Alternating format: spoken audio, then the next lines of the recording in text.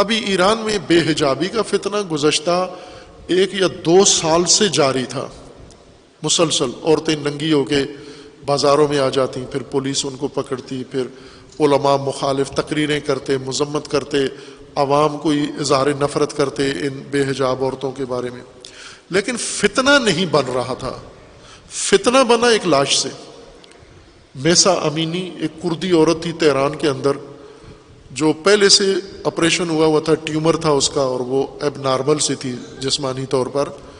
وہ بے حجاب ہو کے ملائے عام میں کھڑی ہوئی، پولیس اس کو پکڑ کے تھانے لے گئی، اس کو وہ شاک ہوا تو وہ گر کے مر گئی وہاں پر۔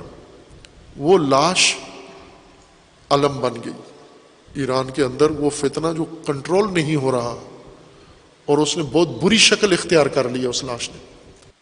ایران میں لاش کے ذریعے فتنہ کھڑا کرنا اور پاکستان میں لاش کے ذریعے فتنہ کھڑا کرنا، یہ بتاتا ہے کہ کنٹرول روم ایک ہے دونوں کا۔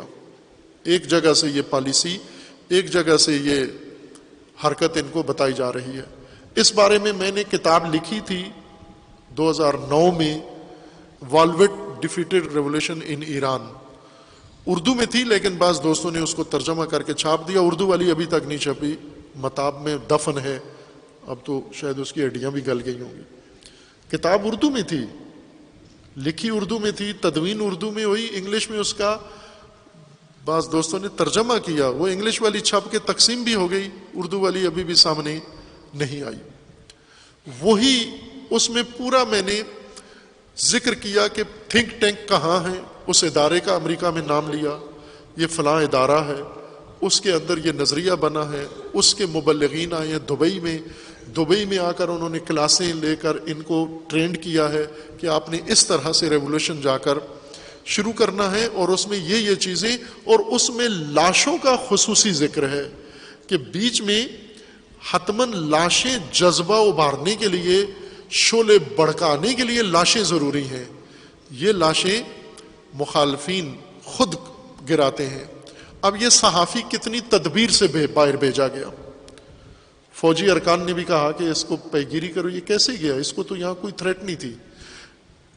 خیبر پختونخوا میں ایک لیٹر جال کیا گیا طالبان کے کہ اس صحافی کو خطرہ ہے، پھر پارٹی لیڈر اس کو کہتا ہے تو فوراً ملک سے بھاگ جا، یہ ملک میں بھاگ کے چلا جاتا ہے دبئی میں صبح اس کے ہوٹل کے سامنے کچھ لوگ اکٹھے ہو جاتے ہیں، یہ سمجھتا ہے مجھے مارنے آئے ہیں، یہ فوراً اس کو کہا جاتا ہے کہ تو دبئی میں محفوظ نہیں ہے، کینیا بھاگ جا، پھر یہ کینیا بھاگ جاتا ہے، نیروبی میں وہاں پر اس کے پہلے سے دوست جو ساتھ تھے، جب گولی لگی تو وہ خرم اور وقار دونوں کراچی کے 2 بھائی ہیں، یہ اس کی انتظار میں تھے۔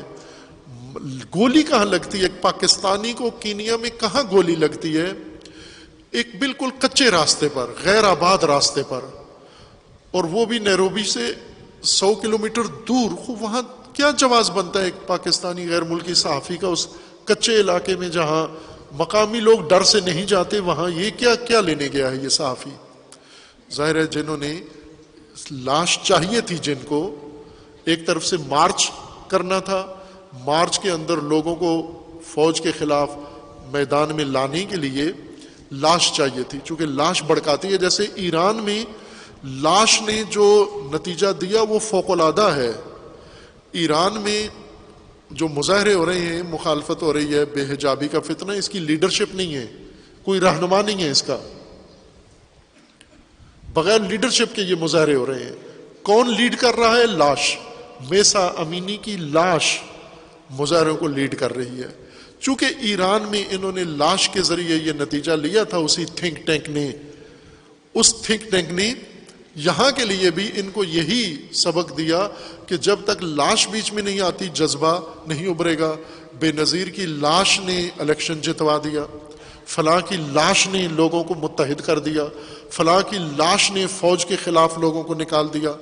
خوب یہ سینیریو بنایا گیا، لیکن یہ سینیریو وقت پہ کشف ہو گیا، پتہ چل گیا کہ اناڑی پن دکھایا انہوں نے۔